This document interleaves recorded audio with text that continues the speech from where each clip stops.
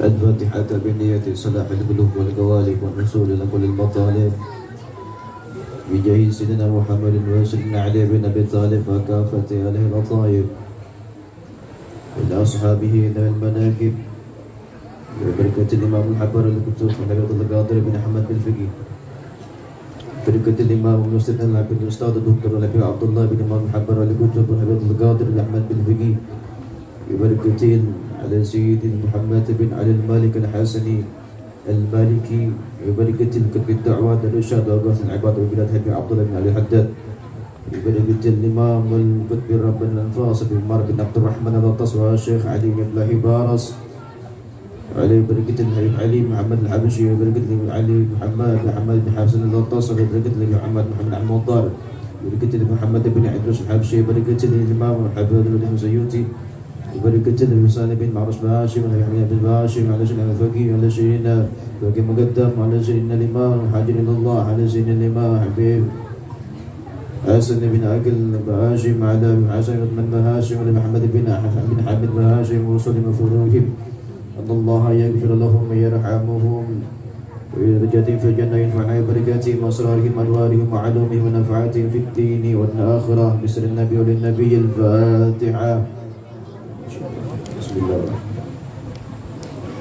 صراط الذين أنعمت عليهم غير المغضوب عليهم ولا الضالين آمين. السلام عليكم وعليكم ورحمة الله وبركاته.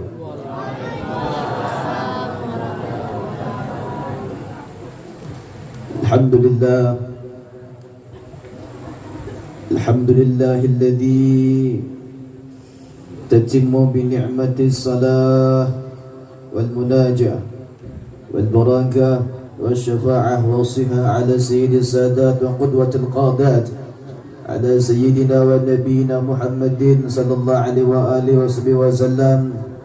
اللهم صل وسلم على سيدنا محمد وعلى أهل بيته وأصحابه تسليما كثيرا. أما بعد قالوا سبحانك لا علم لنا إلا ما علمتنا إنك أنت العليم الحكيم وتب علينا إنك أنت التواب الرحيم. رب اشرح لي صدري ويسر لي أمري واحلل عقدة من لساني يفقهوا قولي وسدد لساني واهدي قلبي بحق سيدنا ونبينا محمد صلى الله عليه وآله وصحبه وسلم. فيا حضرة الكرام المحترم للحبائب وأبناء النبي صلى الله عليه وآله وسلم yang sama-sama kita hormati anak cucu Rasulullah yang hadir bersama kita ataupun yang tidak hadir dimanapun mereka berada, mudah-mudahan Allah subhanahu wa ta'ala menjadikan mereka kita yang hadir dalam ini majelis terlebih khususnya dan umumnya daripada seluruh masyarakat Kelurahan Bangkuang yang mudah-mudahan Allah subhanahu wa ta'ala mengabulkan hajat kita dunia wal akhirah, dipanjangkan umur kita taat beribadah kepada Allah subhanahu wa ta'ala.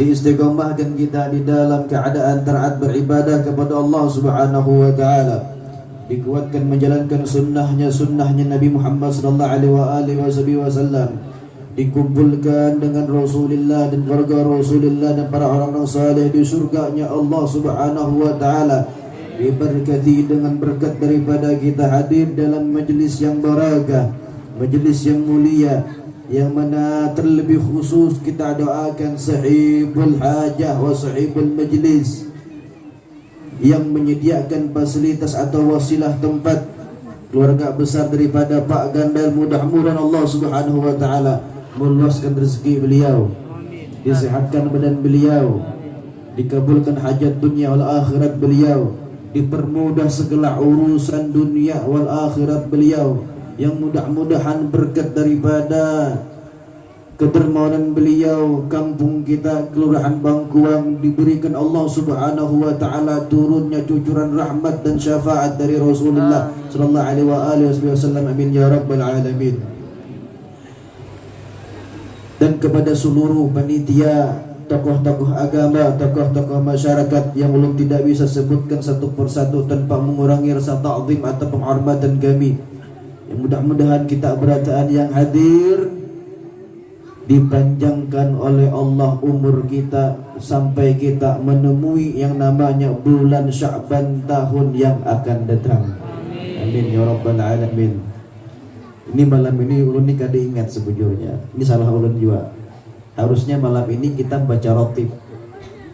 Selesai membaca rotib, hanya baca kitab. Nah, sesuai baleho di belakang pembacaan rotib dan pembacaan kitab Ihya'ul Mayyit, dan tambahannya membaca kitab Madha fi Sya'ban karangan daripada Abu Yazid Muhammad Al-Maliki Mekah. Apa-apa yang terjadi di bulan Sya'ban. Ulun kada ingat konfirmasi. Jadi kada apa-apa. Itu buku rotib sudah ulun cetak sebanyak 100 rotib dan 100 kitab Ihya'ul Mayyit. Silahkan, itu yang ada cuma 100 cetakan. Mana yang tadi dibuat dalam kotak? Silahkan dibagi. Sisakan ampun Pak Gandel, jangan dihabisi lah. Sesuai janji ulun semalam. Semalam selendang ulun lelang, buku rotibnya ulun susun sorangan, lambang majelis mahabbah dengan kitab Ihya'ul Mayyit ini. Nah, ini kitabnya. Ada 100 lembar. Silahkan bagi.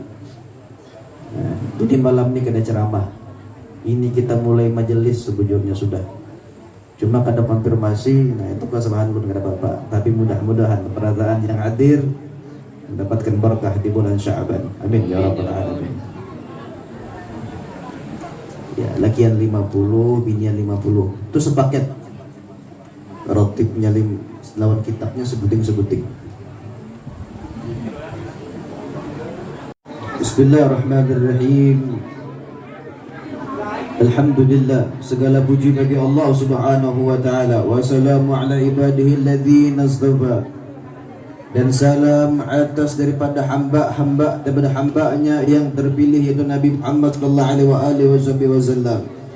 Hadi situna haditsan sambaituha. Ini adalah 60 hadis, yang mana hadis 60 tersebut aku kumpulkan menjadi satu. Wa sambaituha, aku sebutkan, aku berikan judul kitab berikut adalah Ihya'ul Mayyit bi Fadaili Ahlil Bait. Itu halaman 10. Ujar Imam Suyuti, ini adalah 60 hadis, yang mana 60 hadis tersebut aku kumpulkan, yang aku beri nama kitabnya dengan Ihya'ul Mayyit bi Fadaili Ahlil Bait, menghidupkan orang mati dengan keutamaan keluarga Nabi Muhammad sallallahu alaihi wasallam. Kenapa jadi disebutkan atau ditulis nama kitab tersebut Ihya'ul Mayyit, menghidupkan orang mati? Karena kononnya apabila kita manusia, baik daripada kalangan ulama, baik daripada kalangan orang biasa, terlebih khusus kita yang mengaku umat Nabi Muhammad, apabila sudah berkenaan berbicara tentang keutamaan keluarga Nabi Muhammad, maka banyak orang hatinya akan mati. Banyak orang menutup telinga, banyak orang tidak ingin mendengarkan tentang yang namanya keluarga Nabi Muhammad, seluk-beluk keluarga Nabi Muhammad, bahkan menutup hati telinga akan untuk mendengar daripada kebenaran kalam ataupun hadis dari Nabi Muhammad langsung berkenaan dengan keluarganya Nabi Muhammad sallallahu alaihi wasallam. Makanya disebut Ihya'ul Mayyit, menghidupkan orang mati bi fadaili ahlil bait, dengan keutamaan keluarga Nabi Muhammad sallallahu alaihi wasallam. Al-hadits al-awwal, hadis yang pertama, akhraja Sa'id ibn Mansur fi sunanihi an Sa'id ibn Jabir radhiyallahu anhu fi qaulihi ta'ala. Ini hadis dikeluarkan daripada Imam Sa'id ibn Jabir. Mudah-mudahan Allah Subhanahu wa taala memberikan ridha kepada beliau dan kita semua. Di dalam firman Allah Subhanahu wa taala disebutkan, qul la as'alukum alaihi ajran illa al-mawaddata fil qurba.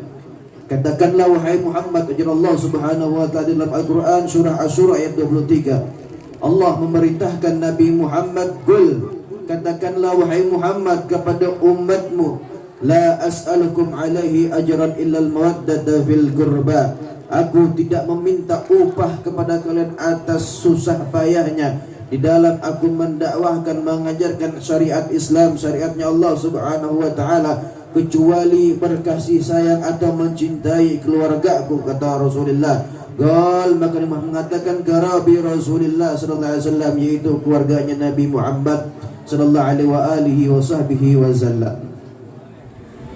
Jadi mengenai cinta kepada keluarga Nabi Muhammad, itu bukan Nabi Muhammad yang meminta, bukan Rasul yang menghendaki supaya keluarga beliau itu dicintai kada, tapi Allah yang langsung memerintahkan supaya kita umatnya mencintai keluarga Rasulullah, bukan karena Nabi Muhammad yang hendak, tapi Allah yang memerintahkan.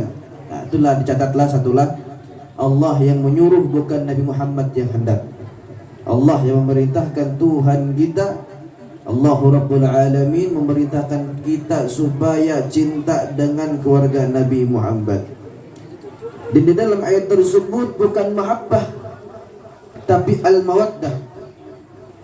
Kalau mahabbah ini cinta. Nah, artinya cintanya kayak apa? Contohnya ulun datang ke sini, ini seorang habib, paham ilmu syariat, bisa menyampaikan ilmu agama secara garis besar, ya alim lah bahasanya kayak itu. Otomatis dan pasti beban pian pasti akan cinta, pasti akan sedang bertemu dan berhadapan dengan habib yang alim tadi, itu cinta. Tetapi di sini bahasanya Allah makna itu al-mawaddah, bukan al-mahabbah. Al-mawaddah ini kurang lebih pian yang sudah berbini. Mawaddah ini pian kada lagi memikirkan apa kurangnya biniku, apa kelebihan biniku, kada. Kekurangan dan kelebihan itu kita terima dan kita ikhlas dengan apa adanya, tanpa memilah-milih, tanpa mengungkai-ungkai kekurangan bini kita atau anak kita. Itu mawaddah. Seperti itulah Allah menyuruh mawaddah, mencintai keluarga Rasulullah. Itu jangan bapilah-pilih, alimkah, kada alimkah, sama dicintai, diharagui, dipantau, dilihat. Kalau ada yang dibantu. Kalau ada keperluan, kalau kau mengabulkan, kabulkan hajat sidin. Tetapi jangan bapilah-pilih cinta tadi. Makanya al-mawaddah Allah ma'anakat itu bukan mahabbah. Jangan yang alim aja kita cintailah, ingati, jangan yang alim. Ujar Habib Abdul Qadir Ba'abud mengatakan, cinta kepada habaib itu bukan dengan dalil yang sahih, tetapi cinta dengan habaib, anak cucu Rasulullah, dengan hati yang sahih, bukan dalil yang sahih. Amun dalil berdaya sudah hendak, cuma kadang hati kita anak kadang menerima dengan dalil dan kadang percaya dengan Nabi Muhammad dan Allah Subhanahu wa taala. Wal hadits tsani, dan hadis yang kedua, akhraja Ibn al-Munzir wa Ibn Abi Hatim wa Ibn Maraddawi fi tafasirihim wa Tabarani fi al-Mu'jam al-Kabir an Ibn Abbas radhiyallahu anhuma lamma nazalat hadhihi al-ayah. Ketika ini ayat diturunkan, kata para perawi hadis mengatakan, kullu as'alukum alaihi ajran ilal mawaddata fil qurba. Ketika ayat tersebut diturunkan kepada Nabi Muhammad atas perintah mencintai keluarga Nabi Muhammad, qalu, maka para sahabat bertanya kepada Rasulullah, ya Rasulullah, man karabatuka haula alladhi wajabat alaina mawaddatihim. Wahai Rasulullah, siapakah kerabat engkau wahai Rasulullah yang mana mereka sampai diwajibkan oleh Allah Subhanahu wa taala atas kami untuk mencintai mereka? Bertakun sahabat, siapa kerabat Muhammad tadi? Maka qala sallallahu alaihi wasallam, maka Nabi Muhammad menjawab, siapakah kerabat beliau, yaitu Ali, Sayyidina Ali bin Abi Thalib, wa Sayyidah Fatimah Az-Zahra wa waladahuma, dan daripada keluarga anak daripada Sayyidina Ali wal Husain sampai anak cucu Rasulullah, itu sampai wahini.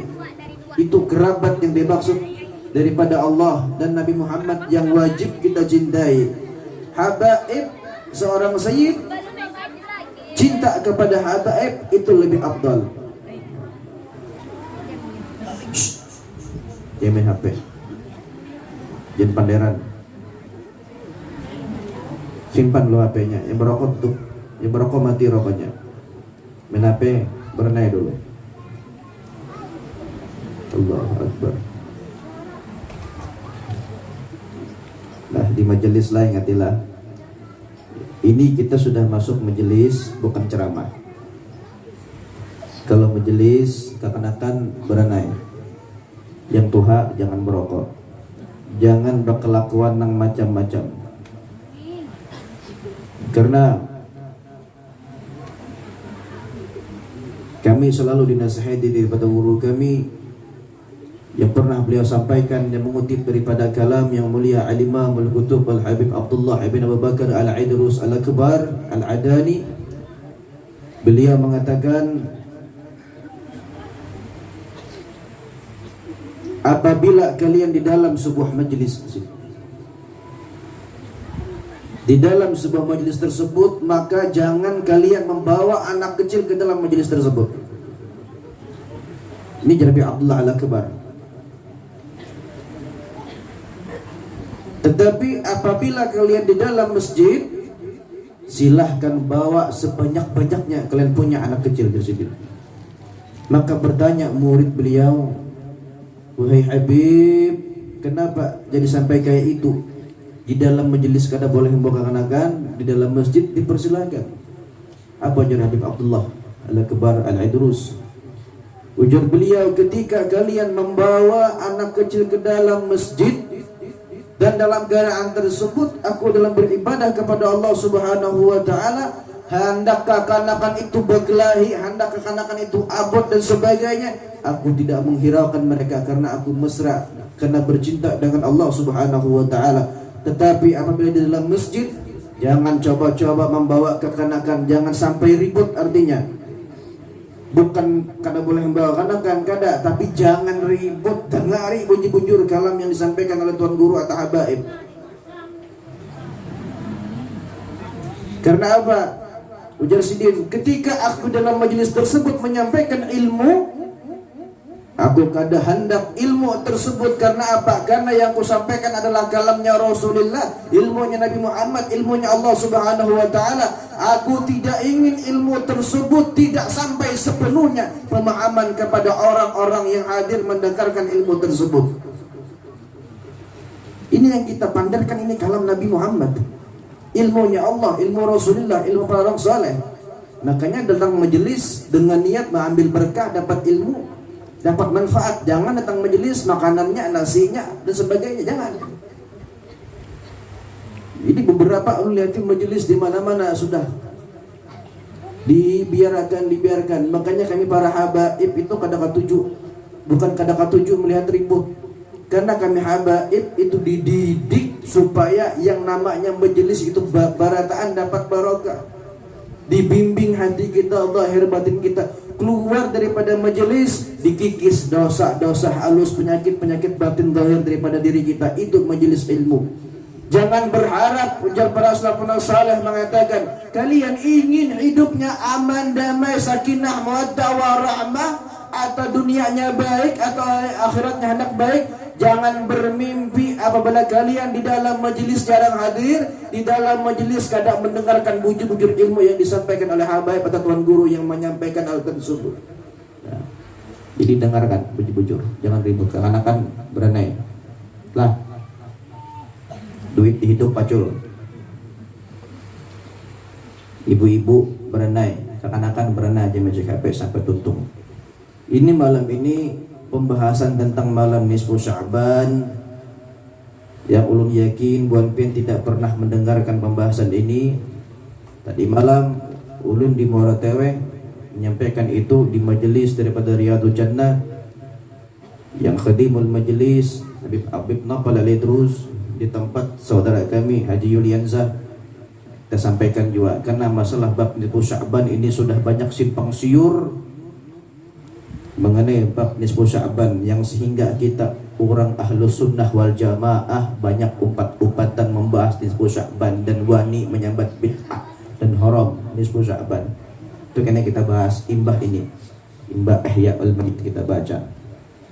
Anak-anak untuk abut pulihkan aja, dibulik sorangan, jangan kuitan. Emang diambil tuyul di rumah. Dah jangan ribut lah. Dengarkan bujur-bujur, ya manfaat berkah.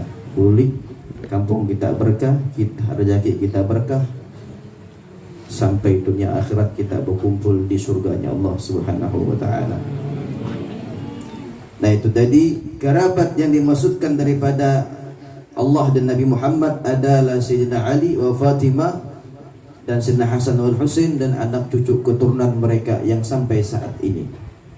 Kadang ada betakun karena pemahaman yang sangat dangkal, betakun kayak ini.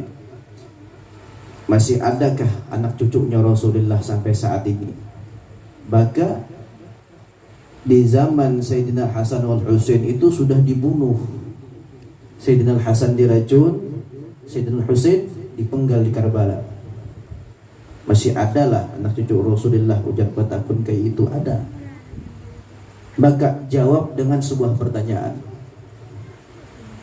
Pian beriman kata dengan Imam Mahdi itu. Jawabnya kayak itu. Percaya Imam Mahdi siapa? Imam Mahdi adalah anak cucu Rasulullah yang bernama Muhammad bin Abdullah al-Mahdi, anak cucu atau habaib terakhir yang hidup kena di akhir zaman sebelum kiamat. Kalau Imam Mahdi itu juriat Nabi, Imam Mahdi itu keluar dari mana? Langsung dari langit kah turun? Nah, itu jawabannya. Nah, ingat, Imam Mahdi adalah habaib terakhir yang hidup di akhir zaman yang akan menemui yang namanya Dajjal. Nah, mumpung habaibnya berhambur banyak poin ini, jangan sia-siakan. Ini kita baca, sebujurnya membaca kitabnya lain ulun. Guru-guru yang bukan daripada kalangan habaib, guru-guru yang seharusnya yang sudah belajar dengan habaib ataupun di pesantren. Cuma mabadu bihim, kami tidak mengerti ada apa dengan tuan guru ulama-ulama yang kalangan di luar para habaib tidak menyampaikan ini tentang masalah ilmu para dzurriyyatir rasul. Maka ini kunci daripada ibadah, kunci daripada Islam. Tidak akan pernah sempurna Islam kita apabila kita tidak kenal dengan yang namanya dzurriyyatnya Rasulullah sallallahu alaihi wasallam.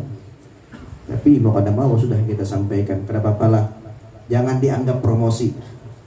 Seolah-olah ini promosi sebujurnya, tapi ini ilmu yang hak yang harus kita sampaikan kepada umat Nabi Muhammad supaya jangan tersesat di akhir zaman. Karena akhir zaman ini banyak macamnya tuan guru sudah. Ada yang jadi pelawak, tuan guru jadi pelawak, yang pelawak jadi tuan guru. Nah, kayak kisahnya kayak itu. Itu makanya sulit, hati-hati kita sudah di akhir zaman. Itu hadis kedua tadi. Kerabat Rasulullah adalah daripada Sayyidina Ali, Fatimah, Sayyidina Hasan Husain dan anak cucu keturunannya. Wal hadits tsalis, dan hadis yang ketiga, akhraja Ibni Abi Hatim an Ibni Abbas radhiyallahu anhu ma fi qoulihi ta'ala, di dalam firman Allah Subhanahu wa taala dikatakan, wa man yaqtarib hasanatan nazid lahu fiha husna. Barang siapa yang senang mengerjakan ataupun condong hatinya mengerjakan kebaikan, maka Allah Subhanahu wa taala akan menambahkan kepadanya kebaikan tersebut untuknya. Di antaranya Nabi Muhammad mengatakan gal al-mawaddata li ali Muhammad sallallahu alaihi wasallam. Di antara kebaikan tersebut ialah mencintai keluarga Nabi Muhammad sallallahu alaihi wasallam. Itu di antara cinta yang termaksud yang dicintai oleh Allah Subhanahu wa taala. Kalian mencintai, menjaga anak cucu Rasulullah, maka Allah akan menambah kebaikan, bahkan terus menambah kebaikan yang tanpa terhingga, sehingga pilihan hidup dunia wal akhirat dijaga oleh Allah Subhanahu wa taala dari segala maksiat, daripada subhat dan lain sebagainya berkat cinta dengan keluarga Nabi Muhammad sallallahu alaihi wasallam. Wal hadits terabi, dan hadis yang keempat, akhraja Ahmad wa Tirmidzi wa sahihi wa Nasa'i wal Hakim ibn Abdul Muttalib ibn Rabi'ah radhiyallahu anhu maqal qala Rasulullah sallallahu alaihi wasallam. Maka Nabi Muhammad sallallahu alaihi wasallam pernah bersabda, wallahi la yadkhula qalba imra'i muslim imanun. Ujar Nabi Muhammad, wallah, demi Allah, ujar Nabi Muhammad, la yadkhula qalba imra'i muslim iman. Allah tidak akan pernah memasukkan iman yang sempurna kepada seorang muslim. Demi Allah, ujar Nabi Muhammad, Allah itu tidak akan mungkin memasukkan iman yang sebenar-benarnya iman kepada seorang yang muslim, kepada seorang yang mengakuinya Islam, KTP-nya Islam, tidak akan pernah sempurna imannya dengan Muhammad. Hatta yuhibbukumullahu wa li qarabati, kecuali ia cinta kepada Allah dan cinta keluarga ku ya Rasulullah sallallahu alaihi wasallam. Ini hadis Nabi Muhammad, bukan kalam daripada ulama, tapi ini Muhammad mengatakan tidak akan sempurna iman seseorang itu biar alim nak kayak apa aja. Kada mungkin sempurna imannya kecuali ia cinta kepada Allah dan keluarga Nabi Muhammad. Apa ajar Habib Abdullah bin Fiqih kalam daripada Imam Al-Habar Al-Qutub wal Habib Abdul Qadir bin Ahmad bin Fiqih, bakhat li ahli al-arad ra'ahum, kalian penduduk daripada segala bumi, beruntunglah kalian bisa memandang bahkan berkumpul dengan anak cucu Rasulullah, maka kalian akan dipandang oleh Nabi Muhammad dan Allah Subhanahu wa taala. Bahkan di dalam kalam daripada Habib Ali bin Muhammad bin Husain al-Habsyi mengatakan, pengarang daripada al-Habsyi mengatakan, bakhat ra'ahum, sangat beruntung kalian yang bisa melihat Nabi Muhammad, aw ra'a wa ra'ahum, atau pernah melihat orang yang pernah melihat Nabi Muhammad. Artinya sangat beruntung kita yang hidup ini zaman masih bisa memandang anak cucu Rasulullah, para habaib, para syarifah yang hidup di dunia, baik ini alim kada alim, tapi kita masih bisa memandang mereka. Karena apa? Karena abahnya, kaiknya, datuknya sampai ke Nabi Muhammad itu suah melihat Nabi Muhammad, bahkan darahnya bersambung dengan darah Nabi Muhammad. Itu mereka adalah sebab itu tiket kita, tiket spesial jalur VIP untuk berkumpul dengan Nabi Muhammad. Sangat beruntung kita ini. Beruntung kita bisa memandang anak cucu Rasulullah, berkumpul dengan anak cucu Rasulullah, belajar pulang dengan anak cucu Rasulullah. Maka sudah dipastikan di dalam hadis Nabi Muhammad sallallahu alaihi wasallam yang diambil daripada sanadnya daripada Habib Abdul Qadir bin Fiqih, beliau mengatakan, man ta'allama inda ahli baiti wa amalati, barang siapa ujar Rasulullah yang belajar kepada anak cucuku yang mereka para habaib atau syarifah yang akidahnya ahlus sunnah wal jamaah, maka orang tersebut dipastikan, kata beliau, mata bi'usnil khatimah, pasti orang tersebut akan mati dalam keadaan yang baik. Wa tulal umur, akan dipanjangkan umurnya. Wa wasi'a rizqih, dan akan diluaskan rezekinya. Itu jaminan Nabi Muhammad kepada orang yang belajar ilmu agama, kepada habaib yang akidahnya Ahlussunnah wal Jamaah. Kita yang hadir di sini, masyarakat Bangkuang, itu sudah termasuk yang insya Allah akan dimatikan dalam keadaan husnul khatimah. Umur dipanjangkan, taat ibadah sunnah dengan Nabi Muhammad Allah Subhanahu wa taala, dan diluaskan rezekinya. Tergantung pian, amun pian kada yakin dengan kalam Nabi Muhammad, maka itu ditutup oleh Allah Subhanahu wa taala. Tergantung pian dengan Nabi Muhammad nang kaya apa. Yakinkah kada dengan kalam Nabi Muhammad? Itu intinya. Kita muslim ini iman kita yakin atau kadanya dengan Nabi Muhammad. Anda mendapat manfaat atau fadilah daripada hadis Nabi itu hati kita. Sudah kita yakin, kita gawi kah kada pulang? Amu sudah dapat ilmunya tadi, diamalkan. Udah Sayyidina Abu Bakar As-Siddiq mengatakan, al-ilm bila amal junun. Ilmu itu kalau kada diamalkan seperti orang gila. Wal junun ma yakun, amun sudah gila maka tidak jadi apa-apa. Biar dapat ilmunya malam ini cinta dengan habaib, maka amalkan ilmunya. Cinta dengan habaib keluarga Nabi Muhammad, jangan babilah pilih. Tapi kena ada kriteria yang mana yang boleh diumpati. Ada. Kita bahas nih terakhir kena hadis yang ke-6. Nah itu tadilah, Allah tidak akan memberikan, memasukkan kepada hati seorang muslim tersebut iman yang sempurna kecuali mereka cinta kepada Allah dan cinta kepada keluarga Rasulullah sallallahu alaihi wasallam. Wal hadits al-khamis, hadis yang kelima, akhraja Muslim wa Tirmidzi wa Nasa'i an Zaid ibn Arqam radhiyallahu anhu anna Rasulullah sallallahu alaihi wasallam qala, Nabi Muhammad pernah bersabda, udzakirukumullahu fi ahli baiti, aku ingatkan kalian, kata Nabi Muhammad, akan hak Allah Subhanahu wa taala yang terdapat daripada anak cucuku. Artinya mengingatkan hak Allah Subhanahu wa taala. Allah memberikan prioritas khusus kepada anak cucu Rasulullah, maka perhatikan hak Allah kepada ahlul bait tadi. Mawaddah tadi, cinta tadi, kayak apa? Jangan rapi rancak beriktirat dengan habaib. Imba ada habibnya kada sembahyang atau jahil kita beriktirat, apa nih Habib kan kayak ini. Nah, jangan kayak itu. Itu hak Allah. Itu prioritas Allah sudah. Perhatikan, aku ingatkan Nabi Muhammad. Kalau sudah berhubungan dengan keluargaku, anak cucuku ya Rasulullah, itu akan berhubungan langsung dengan Allah Subhanahu wa taala. Ketika kalian menyakiti anak cucuku, maka Allah taala yang akan sakit hati juga ya Allah, ya Nabi Muhammad. Memang Habib itu ada yang alim, ada banyak.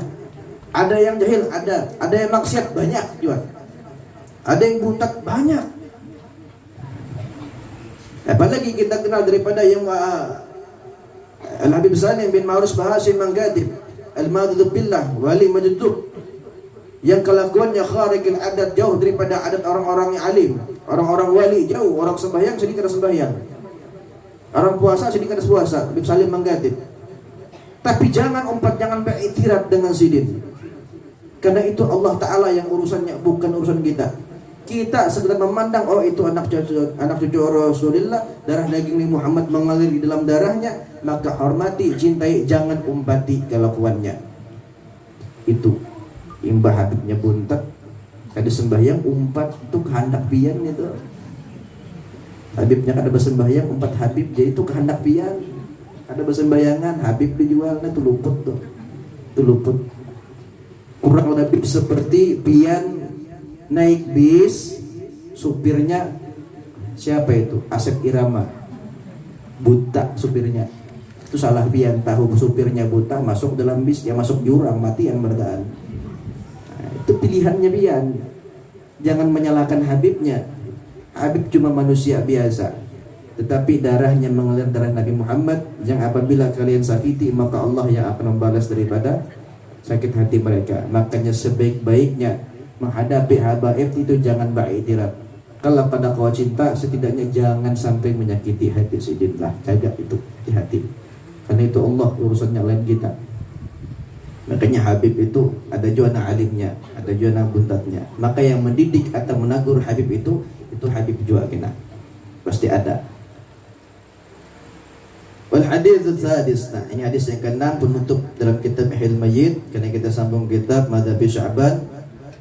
Hadis yang ke-6 akhrajahu Tirmidzi wa Hasani wal Hakim an Zaid bin Arqam radhiyallahu anhu qala Rasulullah sallallahu alaihi wasallam, Nabi Muhammad bersabda dan menyampaikan sabda beliau kepada para sahabat, inni tarikun fikum ma in tamassaktum bihi lan tadillu ba'di kitabullah wa itrati ahli bait wa lan yatafarraga hatta yarida alayya al-haut fanzuru kaifa takhlufuni fihima.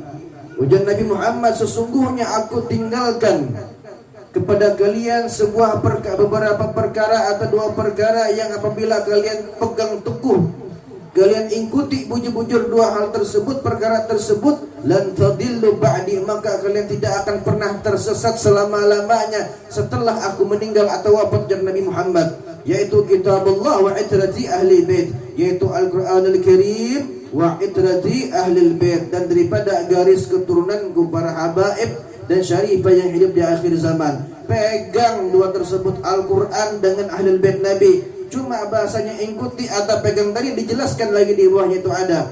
Ujar sini apa? Wal muradu, dan maksud daripada bi'tiratihi, mengikuti daripada garis keturunan Nabi Muhammad itu huna al ulama il amilun, yaitu kepada mereka yang memiliki ilmu, paham ilmu syariat, paham ilmu agama, itu yang diumpati. Ke situ kita belajar.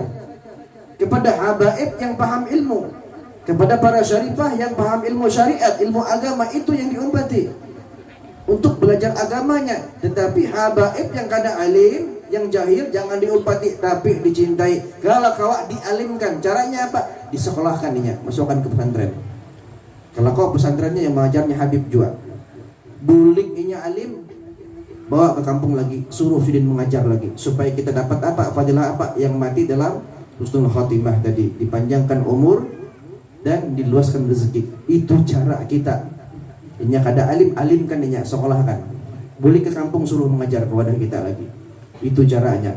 Makanya yang diumpati tadi habaib yang mengerti ilmu syariat, mengerti ilmu datuknya, mengambil dan memakai daripada warisan datuknya Nabi Muhammad sallallahu alaihi wasallam. Bahkan Habib Abdullah bin Fiqih pernah mengatakan membantu para habaib, menolong para habaib, baik alim atau tidak alim, ujar Sidin, sama seperti engkau membaca Al-Quranul Karim.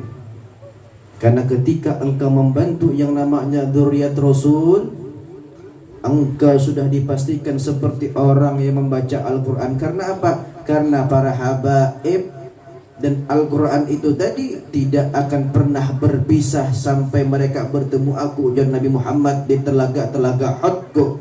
Maka fanduru kaifa takhlufuni fihima. Maka perhatikan bagaimana kalian memperlakukan anak cucuku, kata Rasul, setelah aku wafat kena. Buani kam jagakah atau disia-siakan?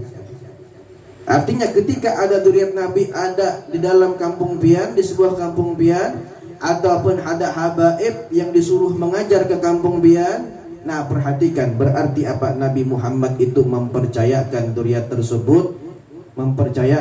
tersebut dijaga dan diamanahkan kepada pian perataan, bukan perorangan. Artinya kampung pian diberi kesempatan, diberikan rahmat, berkah, syafaat dari Nabi Muhammad sallallahu alaihi wasallam. An-nujumu amanun li ahli sama. Nabi Muhammad mengatakan bintang-bintang itu pengaman daripada penduduk langit. Amun kadada bintang, bumi ini hancur karena meteor dan sebagainya. Wa ahli baiti amanun li ahli al-ard. Sedangkan anak cucuku, kata Nabi Muhammad, adalah pengaman daripada penduduk bumi. Adanya habaib itu mendinginkan kampung. Adanya dzurriyyat Rasul itu mencegah daripada segala bala musibah yang disebabkan karena kita rancak bermaksiat kepada Allah Subhanahu wa taala. Lebih banyak berorkesan daripada bermajlisan. Masjid kosong, bedangdutan, bedijayan hibak. Padahal hiburan-hiburan itulah yang mengundang balak di kampung kita. Pian sudah orkesan itu wani, apalagi nang abahnya sudah berorkesan itu wani sampai kuning gigi. Kenapa jadi kuning gigi? Habis nah menyumbang odol, habis di rumah. Ada penukar sikat gigi, ada penukar odol, kuning gigi, wani orkes. Tapi kalau majelis, kalau agama syariat Nabi Muhammad yang beliau akan menyelamatkan kita di yaumil qiyamah, kata wani. Masuk Jumat celengan, dicelengi nyawara celengan bang. Nah celengan bang, celengi nyawara. Berarti 2.000 kadang menyumbang. 50.000 tuh asa kebanyakan. 2.000 ke dada surga 2.000. Nah, takunin nang orang haji berapa puluh juta? 30 sekian. Haji ini 75 juta. Plus 100 sekian. Murah lah. Surga tidak gratis, apalagi 2.000, mimpi Anda. Lah hati-hati. Agama itu perlu duit. Perlu yang namanya dunia. Orang berjuang merusak agama kita dengan hiburan-hiburan, wani habis. Kita harus wani habis juga untuk agama kita, untuk memperbaiki supaya aman kampung kita, dingin daripada bala dan musibah dari Allah Subhanahu wa taala. Nah, mulai malam ini majelis ini Masya Allah, tidak pernah ulun menemui majelis sebanyak ini. Takut nih kawan ulun nih, kada pernah. Masya Allah, makanya ulun ke Bangkok ini senang sebujurnya. Kalau kau jangan sebulan sekali aja, karena ulun melihat buan penny, Allah, mudah-mudahan kita dikumpulkan di surga Allah Subhanahu wa taala. Itu yang mengharapkan. Sebetulnya kada banyak berkisah, sebetulnya melihat pendatang hadir antusias ini sudah senang, sudah hanya sedikit dipoles supaya baik keadaan kita, kampung kita, zahir batin kita, dan dijauhkan daripada hiburan-hiburan yang merusak daripada ajaran-ajaran agama kita. Allahu Akbar. Nah itu tadi. Jadi umpati habaibnya, belajar kepada habaib yang paham ilmu, jangan mengumpati habib yang kada paham ilmu. Nah kayak tadi jurun tadi, masuk pi supirnya asap irama buta, pin umpati habib nang buntak pian nang luput. Karena apa? Ujar Habib Abdullah bin Faqih mengatakan idza balagu arba'un, apabila seorang Habib atau seorang Sayyid Alawiyin keturunan Rasulullah sampai umurnya 40 tahun, tadhahara sirruh, maka mereka akan ditampakkan rahasia-rahasia daripada datuknya Nabi Muhammad, akan berubah sedikit demi sedikit keadaannya. Yang dulunya jahil menjadi baik, yang dulunya kada pintar menjadi alim, yang dulunya kada tahu jadi tahu, karena nabinya mendidik. Kalau sudah sampai umur 40 tahun, namun pian mau mati sendiri kayak apa? Kada ada jaminan. Ya luput sesali. Nah, makanya berhati-hati. Belajarlah Habib yang paham ilmu syariat Allah, ilmu Nabi Muhammad, itu yang empati. Adapun yang kada alim, cukup cintai, ada keperluan bantu. Amun nak maksiat, beb, berikan nasihat sebaik-baik nasihat yang supaya inya jangan tersinggung. Contoh, misalnya Habib nih ada anak minum nih, mabuk nih. Beb, mohon maaf beb, ulun kada kuat membantu pian. Kayak apa? Tanggung jawab ulun beb membiarkan pian ini nah sampai mabuk meminum khamar. Ulun kayak apa di depan datuk pian beb? Membiarkan pian kayak itu. Itu cara menasihatinya. Bulik akan ke kita supaya sidin paham dan menjaga dirinya supaya jauh daripada maksiat. Kada pernah Habib alim, ada banyak juga nang mucai juga. Ada juga nang menyabu, ada aja nang mabuk, banyak. Cuma apa Nabi Muhammad tadi, amun sudah sampai 40 tahun, maka mereka akan ditampakkan datunya, akan dikembalikan ke jalan Allah Subhanahu wa taala. Bahkan para sahabat pernah bertanya kepada Nabi Muhammad, "Wahai Rasul,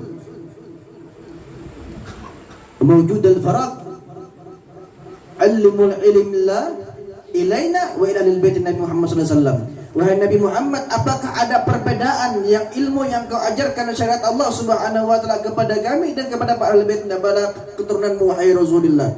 Kayak itu sahabat bertakun, adakah bedanya ilmu Allah yang kau ajarkan kepada kami dengan kepada habaib? Ada bedanya kah? Ujar Nabi Muhammad, tidak ada bedanya. Sama.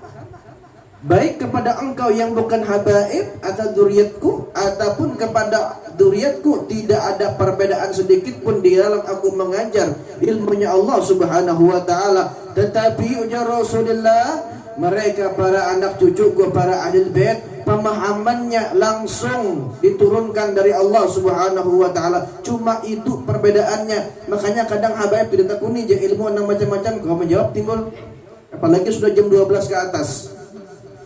Timbul bisa menjawab. Nah, itu karena Allah memberikan pemahaman tadi. Banyak kita mendapati dzurriyyat Nabi nang buntat, nang nakal, timbul-timbul memajelis wah ini. Melihat pian siapa yang di Tulang Baru? Habib Mahdin, Ibn Mukhtar, atau Ibn Mahmur Bahashim. Kalau nang suatu kumpul dan beliau di Tamiang Bari apa? Nah, begitaran. Sampai umurnya 40 lebih. Allah dibalikan datunya, timbul memajelis di Tulang Baru. Bisa pemikirannya. Nah, itu jaminan Nabi Muhammad kepada mereka. Maka umpati habaib yang paham ilmu, mengerti ilmu, supaya zahir batin kita diperbaiki di dunia akhirat. Nah, sebagaimana yang kita rancak membaca di tarhim subuh. Nah, apa doanya? Allahumma bihaqil hasani wa akhihi wa jaddihi wa abihi wa ummihi wa banih najjina minal ghammi alladhi nahnu fihi ya hayya qayyum nas'aluka an tunawwira qulubana bi nuri ma'rifatik. Ya Allah, itu di subuh rancak.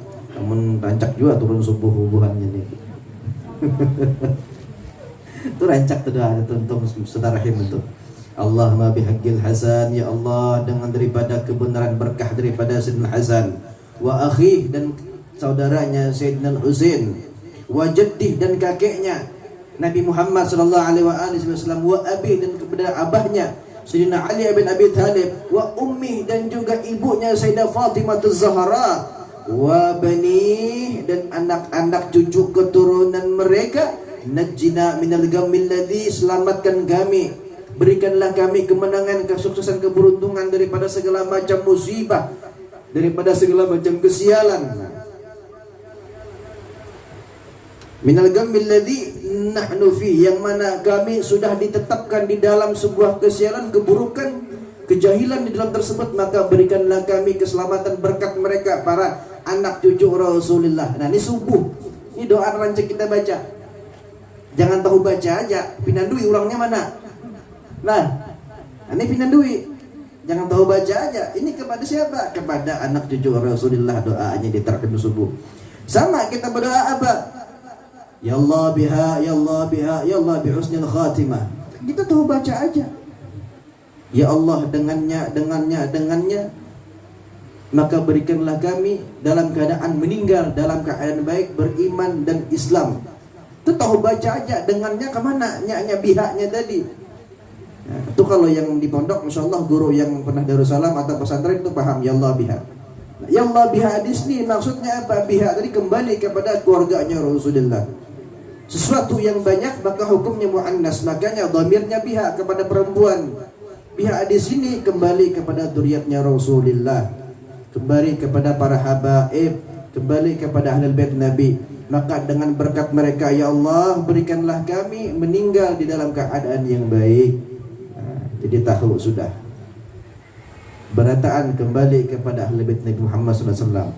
Pun juga yang pernah terjadi kepada Nabiullah Nuh alaihi salam. Pian bayangkan di dalam kapal Nabi Nuh itu tertulis satu buah kapal kayu. Dalam kapal sedih itu berandak nama siapa? Nama Nabi Muhammad, nama Sayyidina Ali, nama Sayyidah Fatimah, nama Sayyidina Hasan dan nama Sayyidina Husain. Berkat mereka tunjukkanlah kami jalan yang benar. Itu Nabi Nuh. Kembali kepada ahlul bait Nabi Muhammad. Itu banyak di Google, silahkan. Nama-nama yang tertulis di papan kapal daripada Nabi Nuh. Itu nama ahlul bait Nabi Muhammad.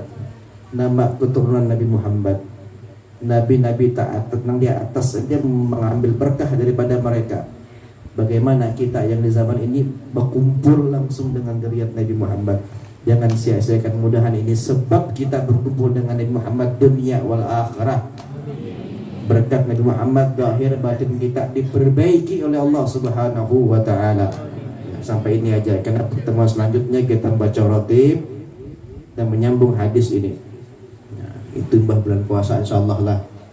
Itu baca rotib, jadi karena berhabsian kita. Nah, yang dibagi kita baca rotib karena langsung ulun pimpin. Kayak apa lagunya, kayak apa caranya. Jam berapa sudah? Sampai jam berapa kita? Ini masih ada kitabnya, nah tabelnya kayak ini nah. Mada fi Sya'ban, karangan daripada Abu Yazid Muhammad Al-Maliki. Apa saja yang terjadi di bulan Sya'ban? Sanggup pastilah.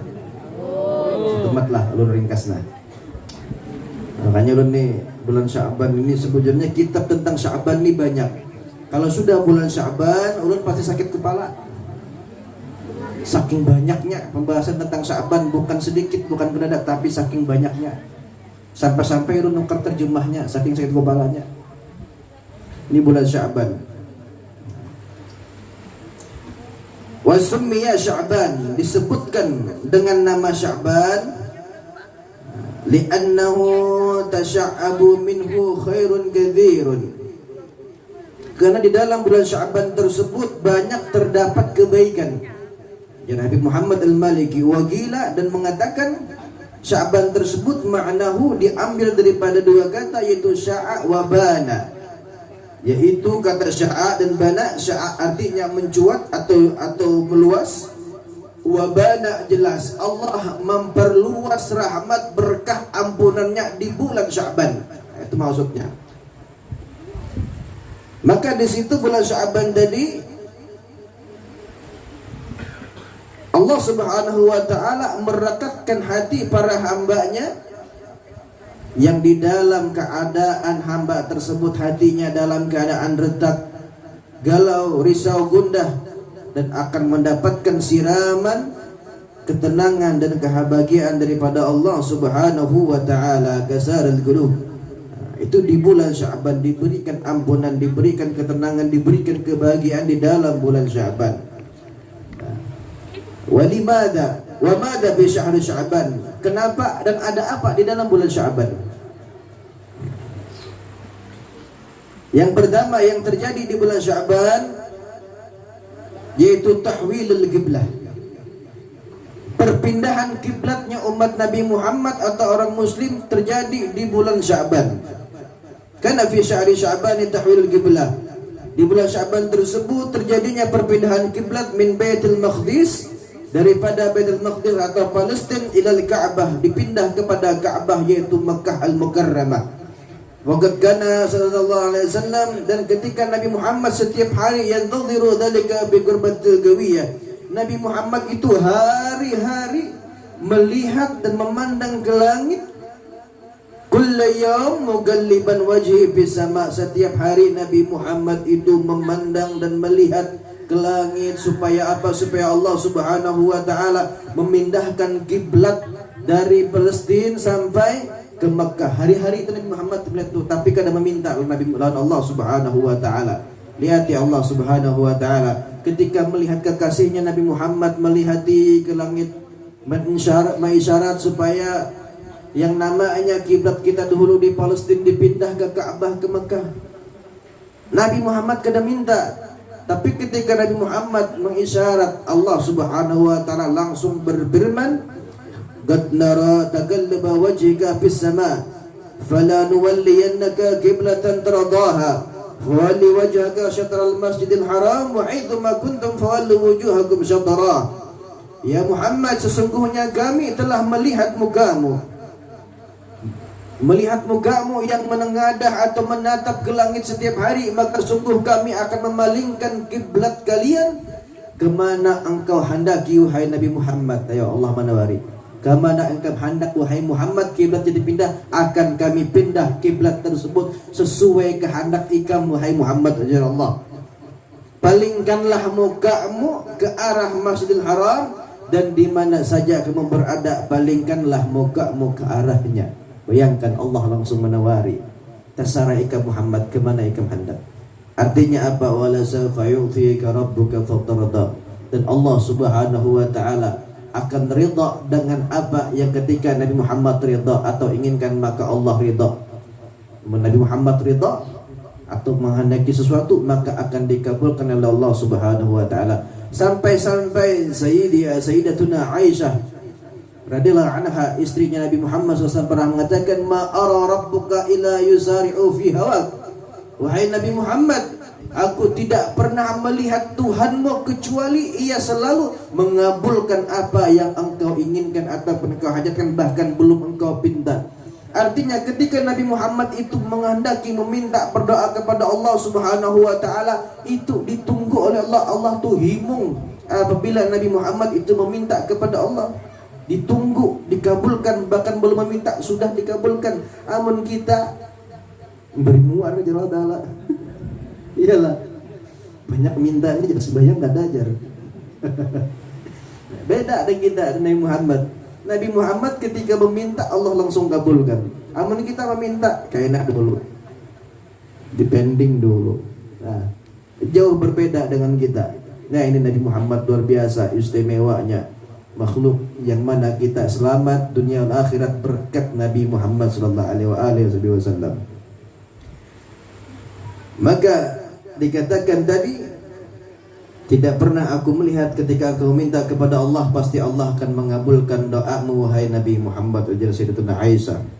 Wa qala Abu Hatim Al-Basti rahimahullah taala, "Shallal muslimuna ila Baitul Maqdis 17 syahran wa 3 ayyam sawa." Nah, ketika itu kita berkiblat di Baitul Maqdis, pernah mengarahkan salat kita ke Palestina itu selama 17 bulan dan 3 hari. Selama 17 bulan 3 hari. Sampai itulah kita salat di zaman Nabi Muhammad itu kiblatnya ke Palestina atau Baitul Maqdis. Wa dzalika an qudumuhul Madinah kana yaumul Itsnain walithnata asyrata ila dakhalat min syahri Rabiul Awal. Dan ketika kita sembahyang berkiblat ke Palestina tadi itu terjadi di ketika bulan Rabiul Awal. Wa amarahu Allah azza wa jalla bi istiqbalil Ka'bah yaumul 3 nisfi min Sya'ban. Ketika yang namanya perpindahan Ka'bah tersebut itu terjadi di malam nisfu Sya'ban.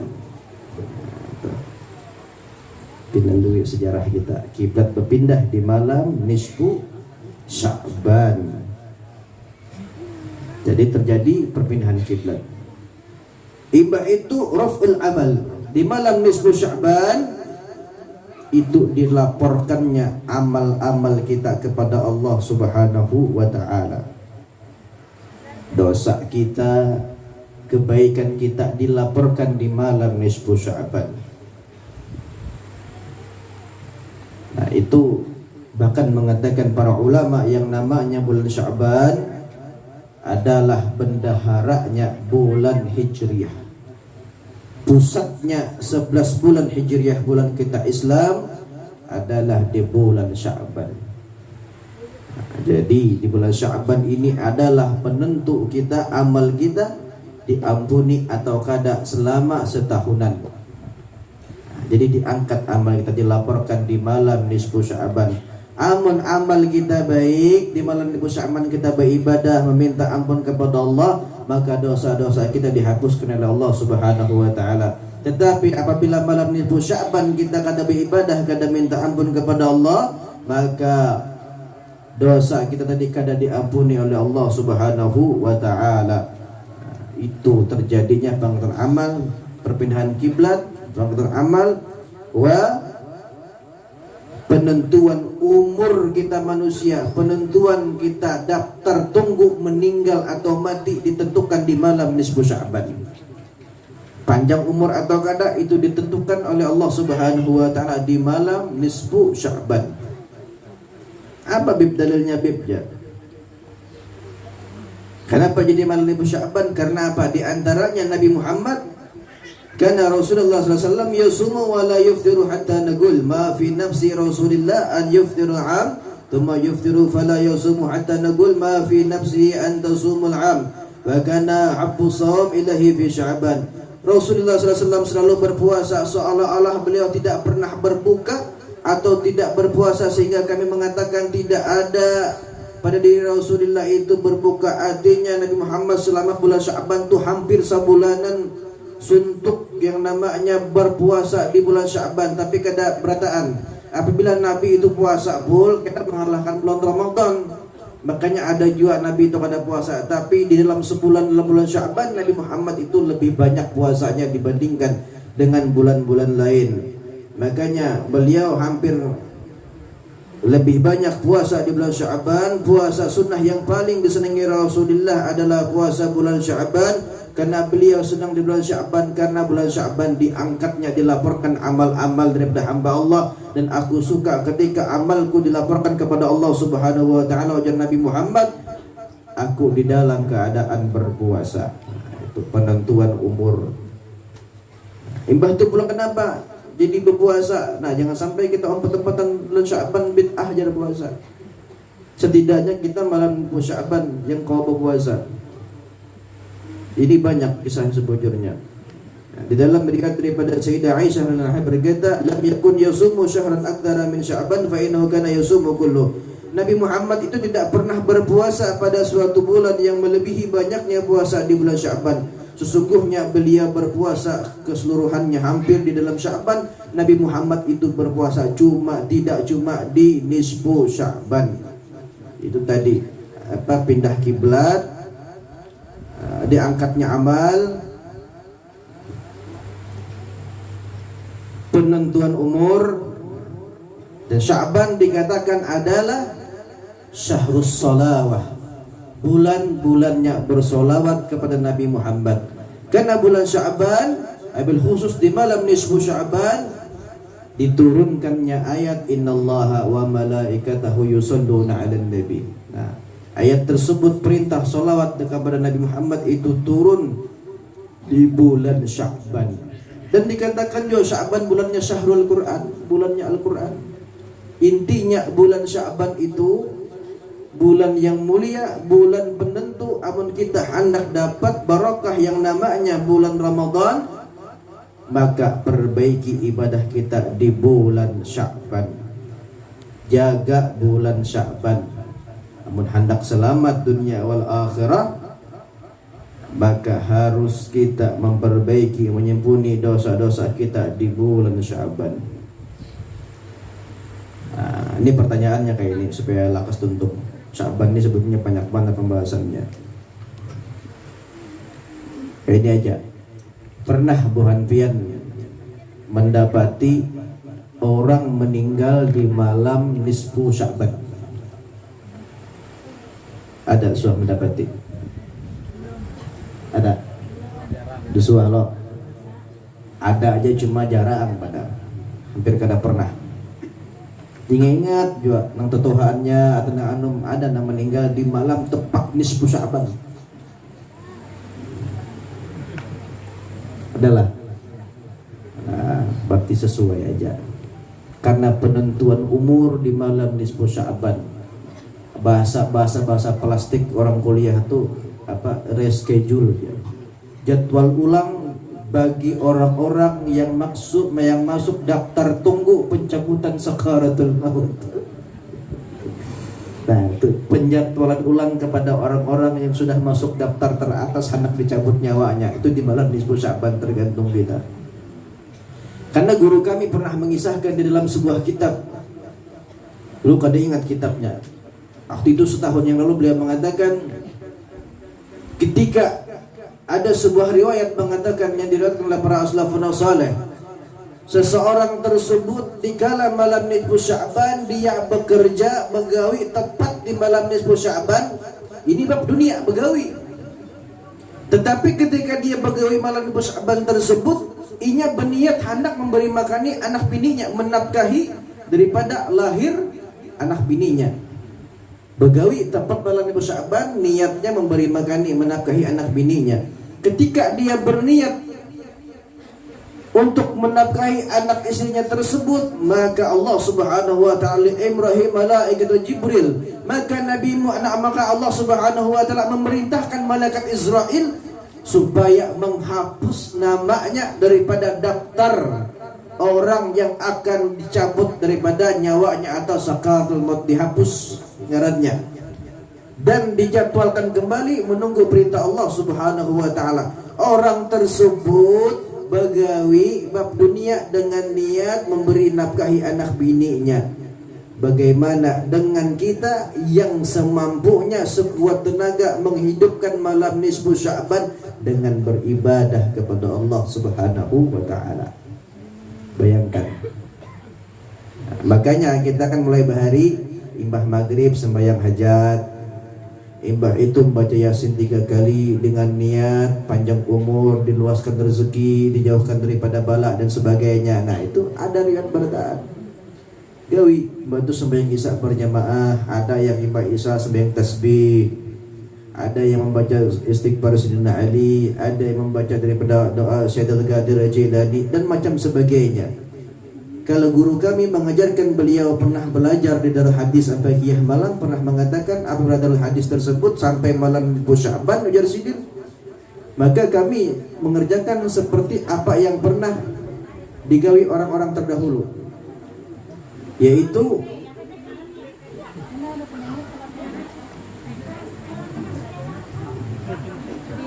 membaca Yasin 3 kali, sembahyang hajat,